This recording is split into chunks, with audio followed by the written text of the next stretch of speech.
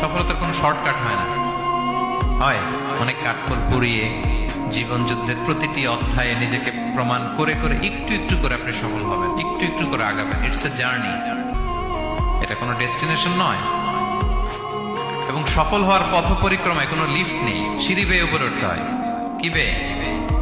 কিন্তু আমরা সফল হতে চাই কিভাবে? ডাইরেক্ট 100 তলা, এই তো আমি সফল, উপরে সবার উপরে আমি, এইভাবে চাই সফলতাটা। সবার উপরে উঠে যাব, গোল্ড মেডেল গলায় পরাই দিবে, আমরা সাকসেসফুল না।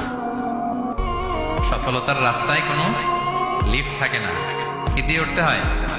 সিঁড়ি বেয়ে ঘাম জড়িয়ে উঠতে হয়। দেখেন, শুধু আলোর মুখ দেখার জন্য মায়ের পেটে আমাদের কত সময় লাগছে বলেন তো? জাস্ট একটু লাইট, হ্যাঁ, 9 মাস 10 মাস সময় লাগছে শুধু একটু আলো দেখবো আমরা। একটু আলোর মুখ দেখার জন্য আমার লাগছে 9 মাস। আর এখানে আমরা শর্টকাট খুঁজি, খালি কি খুঁজি? সফলতার কোনো শর্টকাট নেই। অল্প এফোর্টে যারা সফল হতে চায় এরা কোনোদিন সফল হয় না। ইউসুফ আলাইহিস সালামের জীবনীটা একটু খেয়াল করেন, একটু একটু করে তিনি সামনের দিকে গিয়েছেন এবং সবশেষে ইজিপ্টের ফিনান্স মিনিস্টার হয়েছেন।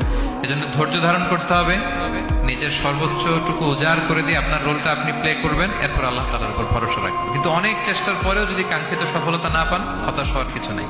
কারণ বিশ্বাসীর সফলতা শুধু দুনিয়াতে না, বিশ্বাসীদের সফলতা আখিরাত পর্যন্ত বিস্তৃত। ওইটা আসল সফলতা।